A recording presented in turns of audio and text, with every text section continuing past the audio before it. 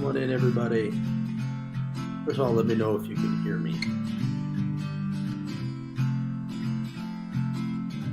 Trying something that we've only done once before, which is a phone number if you want to call in, talk, tell me what's on your mind. I have a app set up to let you call in. In the meantime, welcome back to The Holler. I am Justin. tnholler.com is where you can find us. At the TN Holler on Twitter and Facebook. We also have hollers hollering all over the state. Thanks to your generous support, your small dollar monthly donations really do keep us going. So thank you for that. Also, thank you to Lisa Parker. If you're buying or selling in Middle Tennessee, do it through her. And if you need a lawyer, Abby Rubenfeld is who you should use. Hang on, let me clear this so you can see that. Abby Rubenfeld is awesome and supports us. So if you need a lawyer, go through her. Today, I just kind of wanted to get on here and process last night, this event that happened in Franklin, show you some video from it, talk about it again. This is the number if you want to call in. I'm going to try to keep my eye on our phone line. And if you call in and want to discuss anything, I'll try to pick up and bring you in here. I've only done it once before. It worked, but bear with me. All right, so last night in Franklin at the factory, which is under construction, it's kind of near where I live, so I figured I'd go over there and check it out. It was Andy Ogles, who's running for Congress in the 5th district against Heidi Campbell. That's the district that I live in. Andy Ogles is a MAGA extremist, thinks the insurrectionists should be pardoned, thinks Biden should be impeached. Was the Murray County mayor, cousin of Brandon Ogles. He had a rally at the factory in Franklin, and Ted Cruz came on his bus tour, stopped at it. He also had Clay Travis there, who's like a sports/political personality, fire-breathing right-wing dude who peddles a lot of disinformation, and did that. Hello, Elizabeth. How are you? Good to see you. Thanks for jumping in here. We're going to play some videos here of what happened, but just to kind of set the scene, it was at the factory. There were pretty good turnout, a few hundred people. I don't know how many, 500 maybe, something like that. I didn't get a count. Pretty big room. It was full. They had a band. They had a VIP section where, you know, Ted and Andy took pictures of people beforehand. The event itself was free. You could just walk right in, which I was kind of surprised by. I didn't expect that. So I walked in and, you know, 99, hello, Cheryl. Thanks for joining. 99.99% white. I mean, almost entirely white, older crowd, which is to be expected, I guess. They do know how to put on a show. They had, you know, flags on the stage. They had music playing. And then Mark Green gave the prayer. My old buddy Mark Green, who is hiding from Odessa Kelly in the 7th district, won't debate her, but has time to go give the prayer. And then Clay Travis was kind of the first of the three to speak. And Clay got up there. And, you know, the themes of the night were transphobia, hammering inflation, which is a global issue, obviously a real issue, but a global issue and one that they don't have any answers for, and then fear-mongering about immigration. Those were the main things.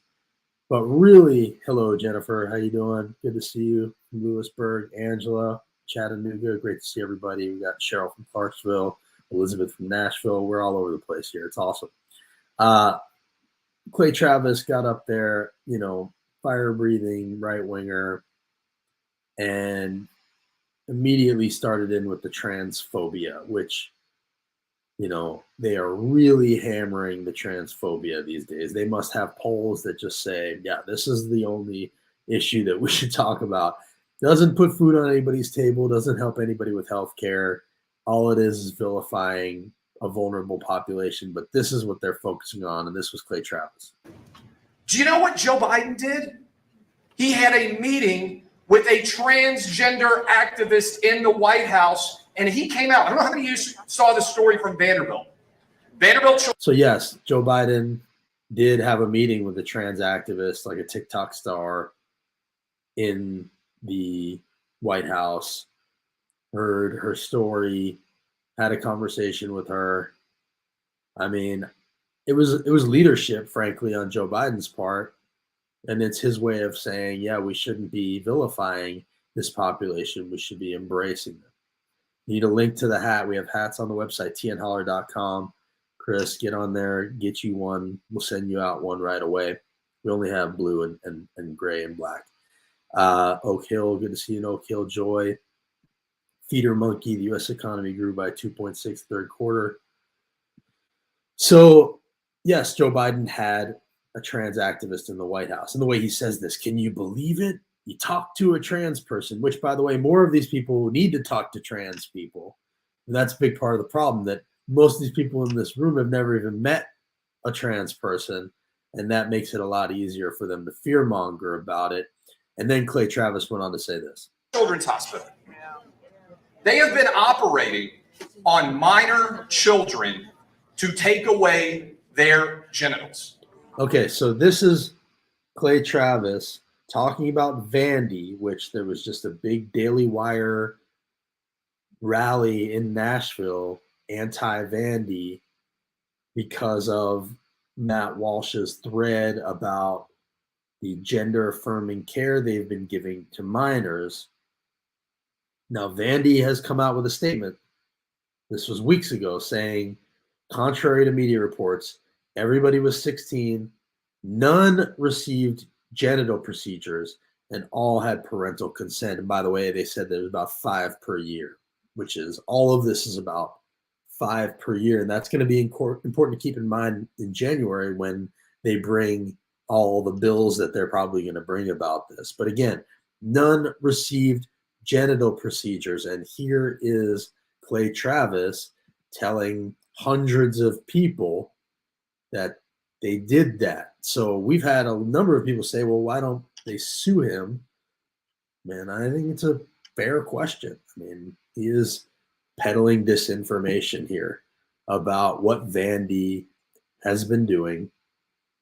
And again, we talked to a trans man who had top surgery at Vandy and said basically that it saved his life, and that it's important to keep in mind that when you take these possibilities away from these trans teens, you know, they are oftentimes suicidal and they're choosing between life and surgery. So, you know, or death and surgery.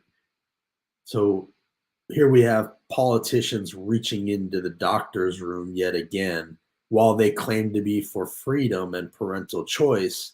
And it's very much a similar conversation to what they're doing with women's health care. And these are the guys that say they're for freedom. It's absolutely insane. It's child abuse. This is what Joe Biden decided to focus on in the final 2 weeks before this election. And of course, the big point here is it's not Biden focusing on this. It's not Democrats focusing on this. They are the ones focusing on this. They are the ones that make this an issue every single day. The only hate comes from the new Tennessee holler. Okay, well, I'm really not trying to do that, except I hate hate. That's what I hate. Their obsession with trans people has become a form of terrorism. It really has in some cases, especially with the hospitals in Boston that had, you know, terroristic threats made towards them. So that was Clay Travis, focused on the trans issue, focused on fear-mongering about immigration. And then came Andy Ogles himself. And so here was Andy Ogles, who, you know, also focused on trans phobia, also focused on inflation without having any solutions. And then he had this to say about the Biden administration, which he called a criminal enterprise, fear-mongered about socialism, said they're poisoning our children, and then, yes, went on to say that Biden should be impeached. And we can watch that happen here. And let's be very clear, they will do that if they get control. This administration is a criminal enterprise that's destroying our nation, and they have an agenda. And the irony of a guy who supports Trump calling Biden a criminal, it's really interesting and fascinating. Gapper, who, by the way, doesn't agree with me about everything I say by any stretch, says doesn't care for Ogles, personally caught him in a lie about local development. He definitely lies. I've heard that from a lot of people, heard a lot of Republicans who won't be supporting him. Guy is definitely a liar. Called the pandemic fake, mocked Asian people. I'm married to a woman of Chinese descent. I didn't appreciate that shit.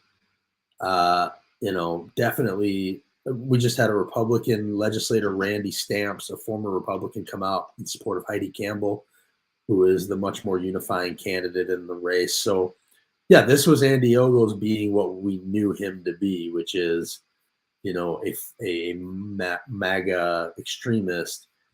And, he went on to say this. But not only are they trying to poison our children, it's about the agenda. Think about the word with C.S. Lewis. It's about democracy.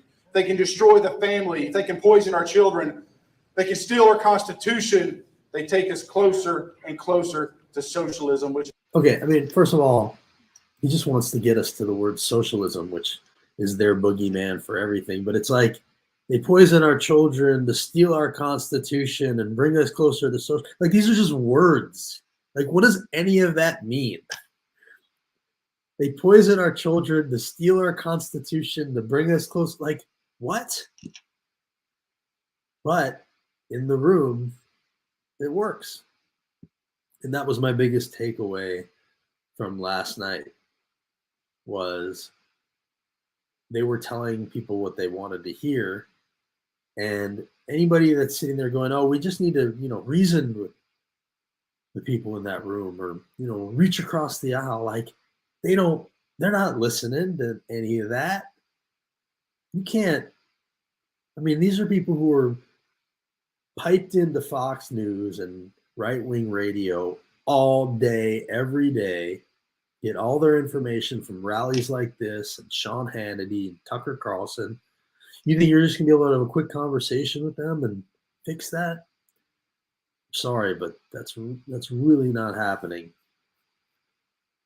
Gapper, you seem like a reasonable guy. The right using socialism as a fear tactic is the very same as the left using fascism. That is not true.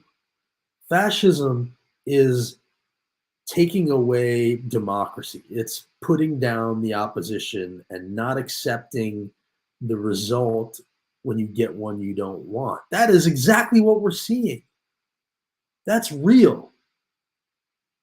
This is fascism. I know it's kind of a nebulous word, and I don't actually like that that's become the word, because it it doesn't really hit home for people. Like, we think of Nazis as like that's the only fascism. And I'm not saying that they're putting people in gas chambers, but fascism is the absence of democracy. It's taking away the people's right to govern themselves, refusing to accept the result when you get it, what you don't want. And it's true. It's happening. It's not a fucking scare tactic, man. This is the thing that I get frustrated about. Like, when are you guys going to wake up and realize that that's exactly what's going on? What's it going to take? They just attacked the Capitol. They tried to stop the peaceful transfer of power. What more do you want? You're only going to accept it when they succeed? Like, until we wake up and realize that that is what's going on, we are running cover for it. And that's the problem. Scare tactic, not the same as a warning. Exactly. That's right. It's not the same as a warning. Fascism, we are warning about fascism. Trump is telling you he won't accept the result unless he gets the one he wants.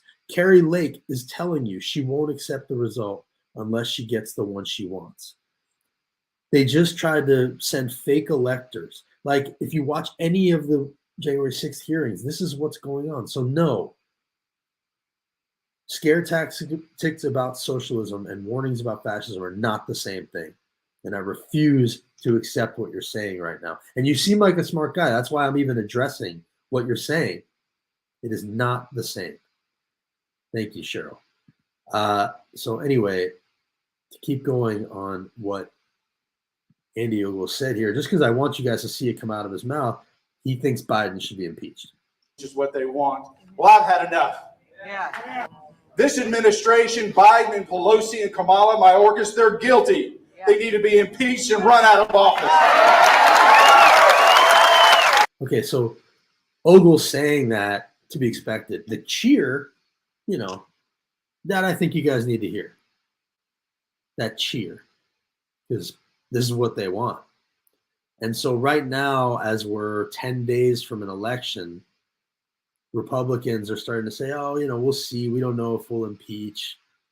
They ask Mitch McConnell about that, and he equivocates. And the truth is, that's exactly what they'll do. Now, I don't know if they'll get a conviction in the Senate. I don't know about any of that. They probably won't, but they will impeach him. And if Republicans take control of the House, expect all of that. And they'll just justify it. They'll say, well, this is the same thing you did to Trump. And think about the slope that puts us on. And you'll say, well, that's what the Democrats put us on when they impeached Trump. No, Trump did this to himself by being a fucking criminal. They didn't impeach Bush. They're not out there impeaching every Republican. Trump has put us on this path. And so have the people who support him and continue to support him even after he inspired and probably planned an insurrection. And the more we minimize this, the more we run cover for it and participate in it. You have all the information at your disposal now. There is no blindness that isn't willful at this point.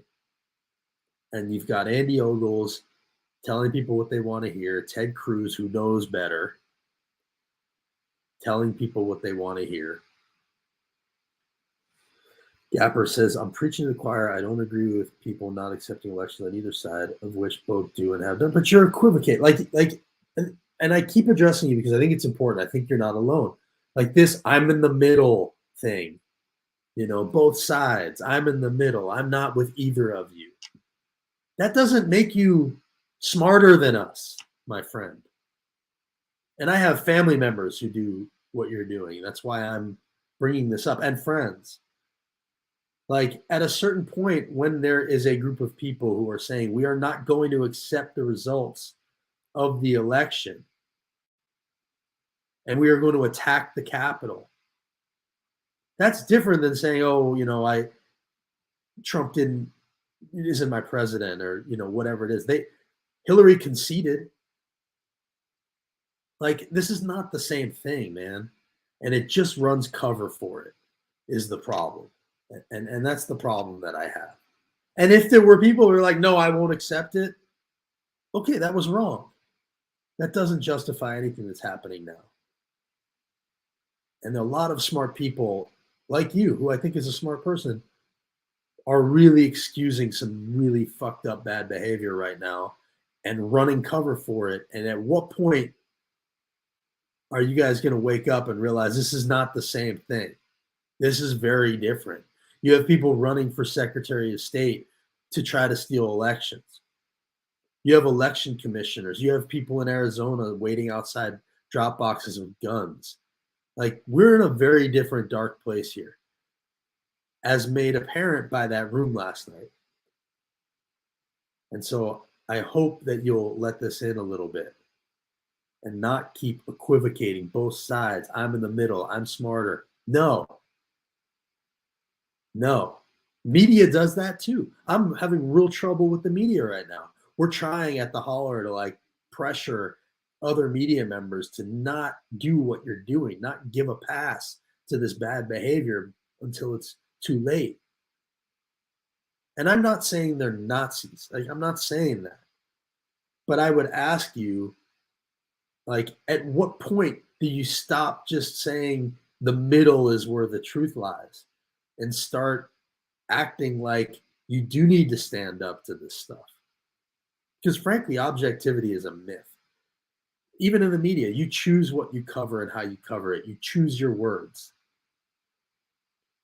When you cover the rally in Nashville and the rally last night where disinformation and transphobia reigned as though they're just normal rallies, well, you're normalizing transphobia. You're normalizing these ideas.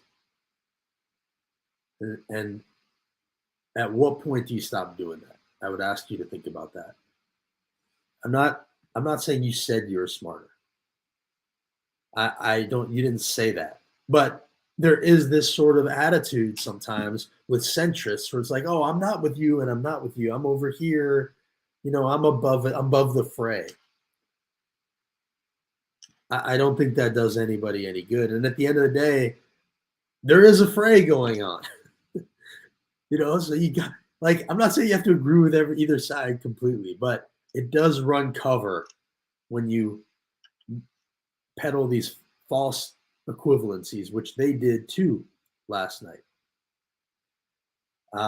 Okay, so that was Andy Ogles. Then I want to give you some of what Ted Cruz said. Because boy, is Ted Cruz, man, he's a snake. What a snake this guy is. First of all, he thinks he's like a stand-up comedian or something. Like, it was really awkward to watch him like try out his jokes as though he's like some, failed comic, like at Zanies. It felt like we were at Zanies at times. It really did. This was his first quote unquote joke where he mocked Fetterman, who, as we all saw, is having some cognitive issues because he had a fucking stroke. And Ted Cruz thought it would be funny to mock that. And of course, the crowd laughed. By the way, in honor of John Fetterman, I suppose I should just start by saying good night. I mean, it's not funny, and it's mean. And here they are laughing. And these are the people that fancy themselves, Cruz reminds me of the uncle from the Monsters. Absolutely. It's the only thing I think about every time I see him. It's crazy. Yeah, laughing about a guy with a stroke. I mean, look, Democrats will take things too far and mock things too sometimes, sure. But obviously making fun of somebody who just had a stroke is not cool. And watching Cruz try to, pass off his shitty jokes as like some sort of comedy routine was really uncomfortable. Then, let's see.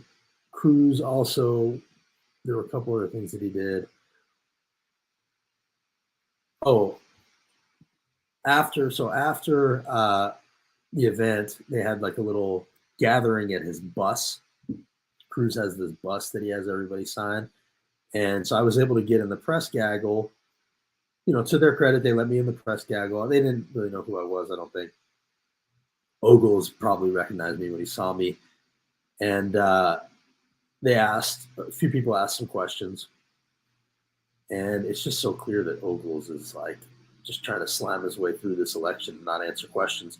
First question was, will you support a national abortion ban? Which of course he will, even though they say states' rights, blah, blah, blah. No, he'll support a national abortion ban, but he wouldn't outright say that or deny it. So he just tried to like weasel around it. Your opponent has said that you support a national abortion ban. Is that true?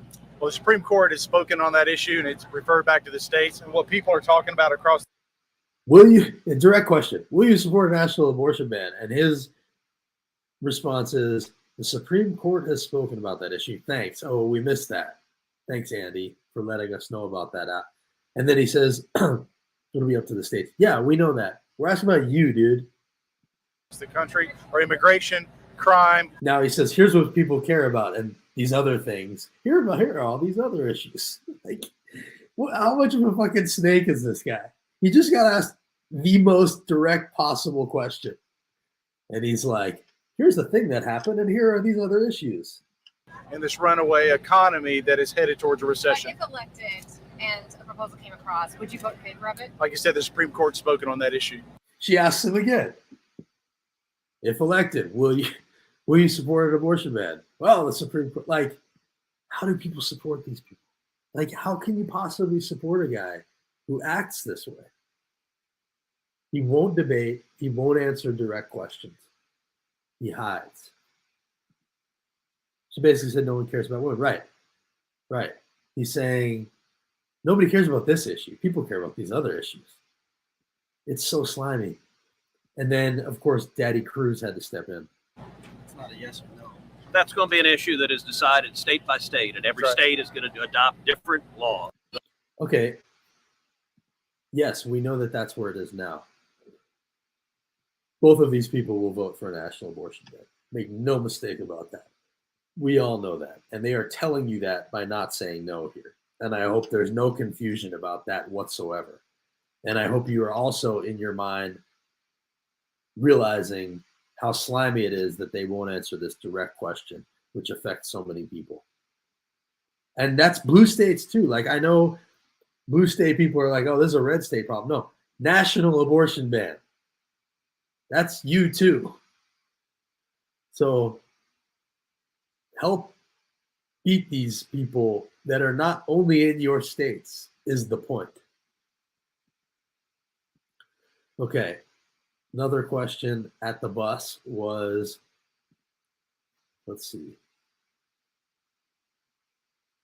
Ogles-Cruz-Travis. Whoa. Okay. So then Matt Masters, who works at the Nashville scene and the Williamson homepage, he asked a good question, which was, what should the Republican Party do to combat extremism within the party? Which, after that rally that had just happened, it's a pretty good question. I mean, we all just had stood in that room for an hour and saw extremism, the face of extremism. And by the way, at times they were being yelled at by the crowd, things that they didn't even want to deal with. Like, what about the January 6th prisoners and all this stuff? Like, it was an extreme situation. Lock up Nancy Pelosi, all that stuff. So what should the party do about extremism within the party? I mean, we did just see the Capitol get attacked, and but here's the thing, and this is what this answer will show you, and what I've been trying to say for a long time, and I think probably if you're watching this, you know it too, which is extremism isn't within the party. Extremism is the party.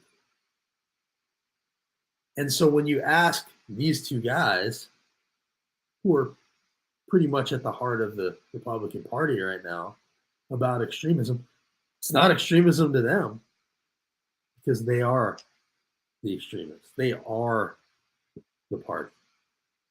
And that line that we're trying to draw, extremism within the Republican Party, as though there's like the party and then there's these other fringe extremists, Marjorie Taylor Greene, Boebert.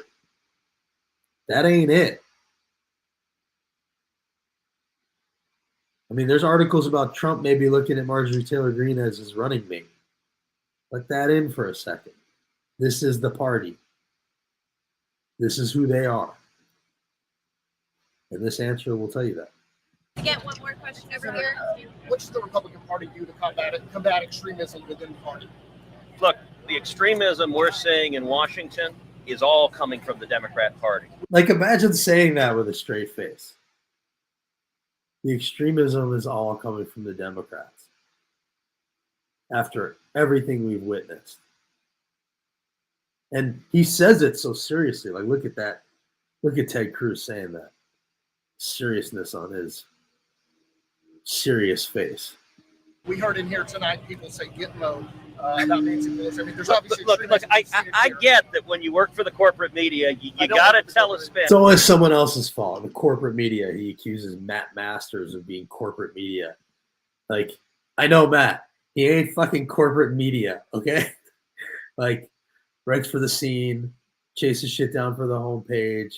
The guy's hustling. He ain't fucking corporate media, Ted Cruz. You're as corporate as it gets. Like, Ted Cruz is like this Ivy League dude. He gets the most money from the NRA of anybody. Corporations fill his fucking pockets all the time. And he's accusing Matt Masters of being corporate. Fuck out of here with that. Excuse my language, but Ted Cruz really bothers me. But here's the reality. The reality is the extremism in Washington is coming from Bernie Sanders and Elizabeth Warren and AOC. It's coming from socialists. It's coming from radicals. Socialists. You always got to say socialists. So I asked, is that who attacked the Capitol, Ted?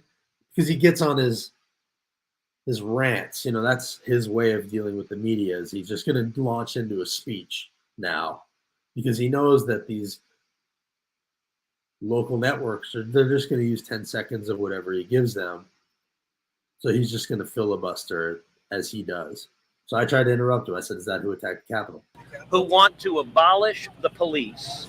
And by the way, when you want to talk about violence, let me tell you about violence. Last year we had By the way, getting Ted Cruz to turn towards me and admonish me, that was kind of my goal for the night. So mission accomplished here. Antifa riots all across this country. And then this is the thing, you know, like they've been doing this a lot. Wife works for Goldman Sachs. Yes, Feeder Monkey is correct. This is the thing about what he's doing here, which this is how they have justified January 6th. By saying, well, there were riots in the wake of George Floyd. Yes, there were. Violence, not good. Burning stores, not good. Now, I would argue in many of those cases, you know, white supremacist agitators got in there and made it look worse than it was. But yes, there was some destruction and violence and no good. But it doesn't justify what happened at the Capitol. It's unrelated. One was a reaction to the killing of innocent Black people by people in power with badges and guns. The other is sore losers who don't want to relinquish power attacking our Capitol to stop the peaceful transfer of power. Those are not related. One does not justify the other, and saying it does is frankly offensive and absurd. And yet that is how they're justifying this. And that's what Ted Cruz is doing here. Rebecca says that's the equivalent of, well, they did it first. Yeah, that's exactly right. One has nothing to do with the other. And one was certainly not incited by the President of the United States. And maybe planned by him and his people.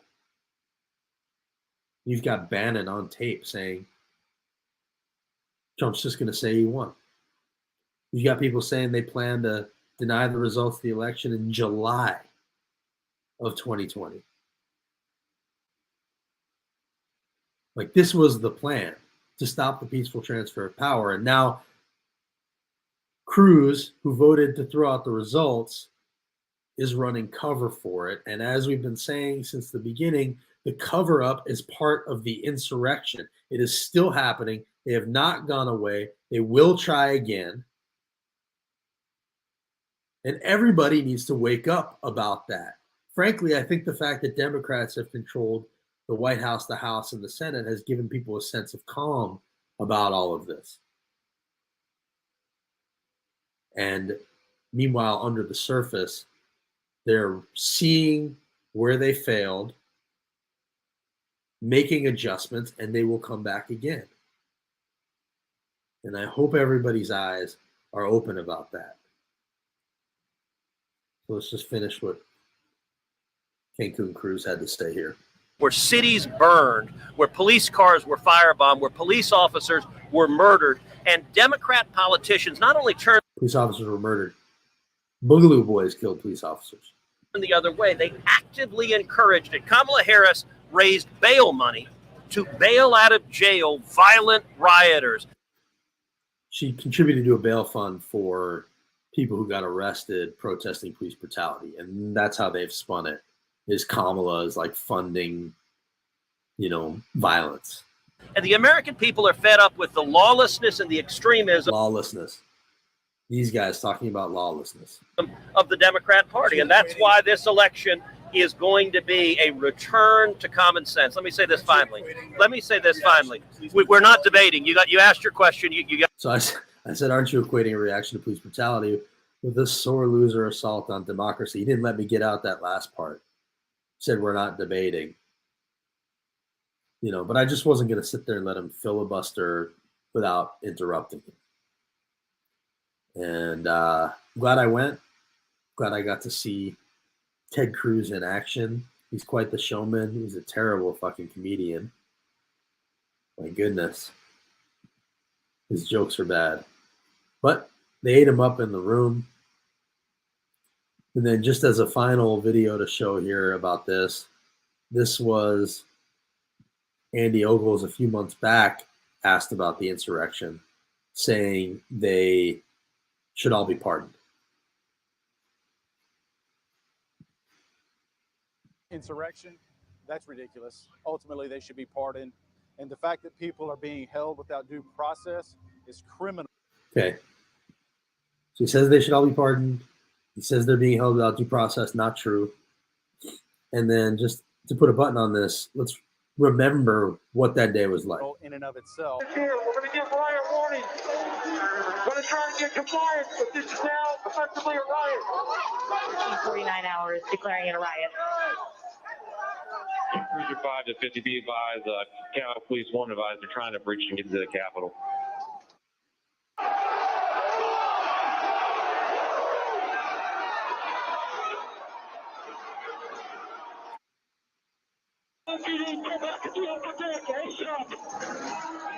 You get the idea. Hang Mike Pence. If they had gotten their hands on members of Congress, they would have killed them. They had weapons stashed nearby. They're being tried for seditious conspiracy. This was an insurrection. Like, it just was. And it was coordinated, at least, with those highest up in our government. And that's who these people are. Let's see. Are people not calling into your hotline? Nobody's called in, I don't think, unless I've missed it. If you'd like to call in, that's the number at the bottom of the screen. I'd love to try it again. Gapper so far is the only one to do it. Appreciate that. My opinion on what happened at our own Capitol back in 2018. Remind me, what happened? That was pre-Holler. 2018 is when I was running. So I don't quite remember that. I just want you guys to be alarmed. That's the main thing. I don't know what we can actually do about it. But if you're watching this stream and you're following the Holler, I just want you to at least be able to say, I was appropriately alarmed before we lost our democracy, because I really do think we are in danger of that. Absolutely. And in that room last night, those people will do anything to get their way. They think they're on a mission from God, from whoever. There's no reasoning with that. And they broke in the building and even set fire to it. Not remember what you're talking. Are you talking about the courthouse? And George Floyd? Is that what you're talking about? I don't know what you're talking about, Gabber. Message me. I'll try to figure it out. It was pre-Holler. I've been alarmed since third grade. Yes, fair enough. But I do think that we are heading for a situation. I mean, like just imagine, think about the things that need to happen. Republicans take the House. Probably going to happen, I guess, numbers-wise. Hopefully not, but probably. They've got state legislatures, control of the state legislatures, thanks to gerrymandering, even in a lot of swing states. All those, a couple of them, even one or two, say, no, we don't think our election went the way we want to. We're going to send you this separate slate of electors for Trump or whoever it is. And then now they've got control of the House.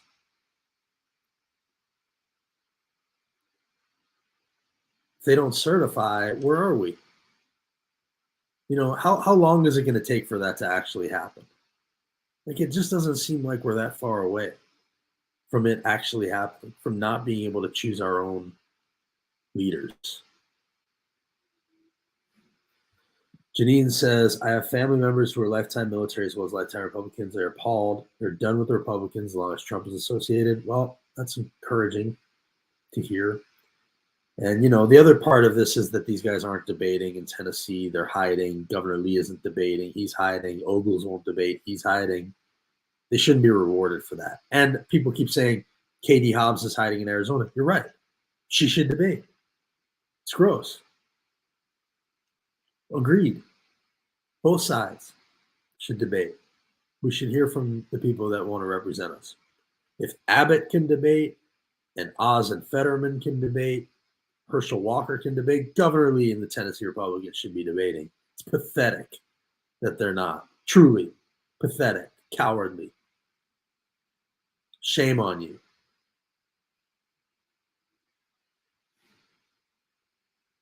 Speaking of shame on you, just as a very last thing, and thank you for hanging in there, I just want to show you this video of Jesse Graham in Murray County, who stood up at the Library Board Association meeting and admonished this guy, Aaron Miller, who's a county commissioner who has been leading an all-out assault on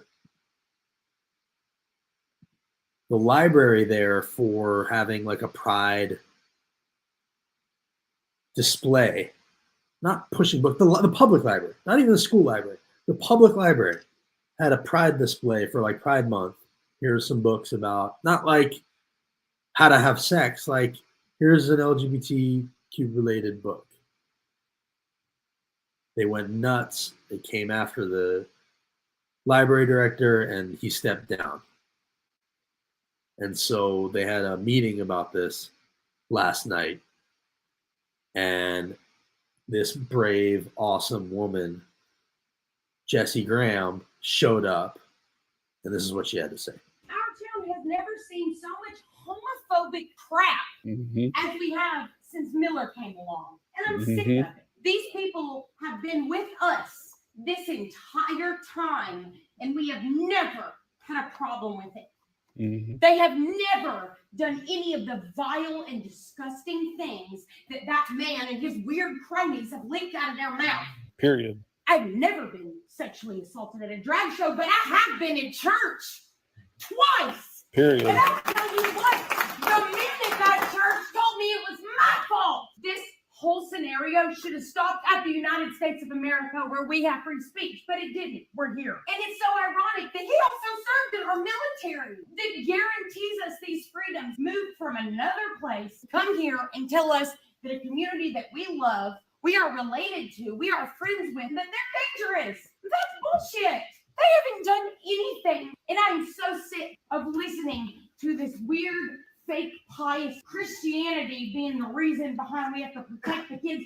Jesus didn't go anywhere and condemn people, ever, and spew hatred and lies and completely annihilate a group of human beings who just want to exist. Any of my 4 children that I also grew inside my womb, in case pious Pippies here are part of this community, they will be lucky, because there is not a whole lot of families that would love their child unconditionally. And the fact that they want to take that away from children, that is child abuse. To immediately tell your child he is wrong for feeling like he doesn't belong. Conversion therapy, child abuse. And you don't need a moral compass to recognize something is wrong when it immediately hurts other people. So why are we even here? Why does hate even have a platform? I'm so sick of these straight white Christian males who are already at the top of the food chain acting like somebody's out to get them. They just want to exist, Aaron. Period. Peacefully. Leave them alone. Without your 501c3 getting involved. Love you all.